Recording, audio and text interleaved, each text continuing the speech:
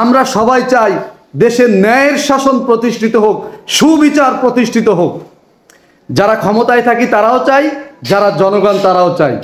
কিন্তু আমরা যারা ক্ষমতায় থাকি তারা কি বলি? আমি ক্ষমতায় আছি, আমার নামে কোনো মামলা হবে না। কতদিন হবে না? যতদিন আমি ক্ষমতায় থাকবো। শুধু আমার নামে হবে না তা না, আমার যারা মন্ত্রী আছে তাদের নামে কোনো মামলা হবে না, আমার যারা দলীয় লোক আছে তাদের নামে কোনো মামলা হবে না। আর যারা জেলখানায় আছে সবাইকে মুক্তি দিয়ে দাও, সবাই নির্দোষ।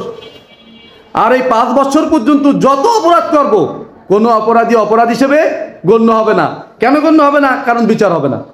তাহলে বলেন ন্যায়ের শাসন কিভাবে প্রতিষ্ঠিত হবে? এভাবে ন্যায়ের শাসন প্রতিষ্ঠিত করা সম্ভব? ন্যায়ের শাসন প্রতিষ্ঠিত করার শর্ত কি? অপরাধী যেই হোক তার বিচারের ব্যবস্থা করতে হবে, শাস্তির বিধান করতে হবে। আমি ক্ষমতায় আছি ভালো কথা, আমি তো জনগণের সেবক, জনগণের প্রতিনিধি।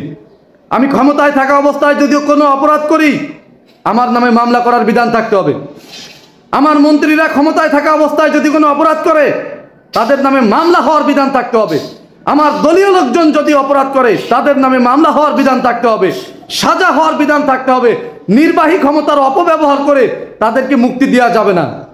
এটা যদি না করতে পারি আমাদের বাংলাদেশে কিয়ামত পর্যন্ত ন্যায়ের শাসন প্রতিষ্ঠিত হবে না।